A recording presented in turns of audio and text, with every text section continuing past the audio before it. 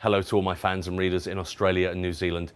Nick Frost here to tell you about my book, Truths, Half-Truths and Little White Lies. It says here, very funny, that it's an honest, dark, exhilarating, even visceral read. And apparently it's not just funny, but very funny. So that's nice. I really hope you enjoy it, even though some of it's actually really sad.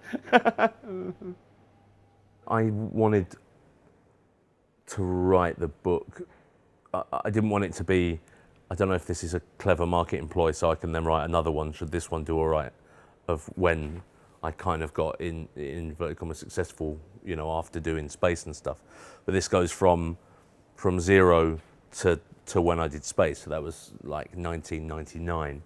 But you know, I've kind of, there are little flights of fancy and fantasy and kind of flits in the timeline, so don't think that if you're looking just, you know, to read about me and Simon that it's not there, because it is, you know, and there are stories from Spaced and Sean and you know, Hot Fuzz and stuff, but then you just kind of go back to where it was, because it was, you know, I think a lot of the more visceral, interesting things happen from that point, from 1 to 30, so, you know, and I thought I'd have to save something, otherwise, I mean, I wrote like almost 100,000 words in that time frame alone, so I don't think Hodder were keen to publish a 900-page memoir, which would have been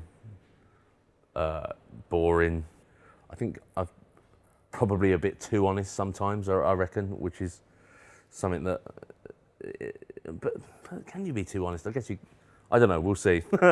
We'll see if, again, if Auntie Rosemary eggs me at a christening. But, you know, I just wanted it to be as it happened, but then also make it funny and sad at the same times in certain sentences, you know. I don't think they have to, you know, they're not mutually exclusive. I think I always call it putting the fun back into funeral, in terms of some of the funniest times I've had have been at wakes, you know, and why not? Why the hell not, you know? So I think I've tried to do that thing where I've been honest about a horrible death or a disease, and then you can also be funny about it in the same, that's just kind of, it's the same kind of sense of humour I think nurses or executioners or policemen have, you know. This would be great. Police will love this book.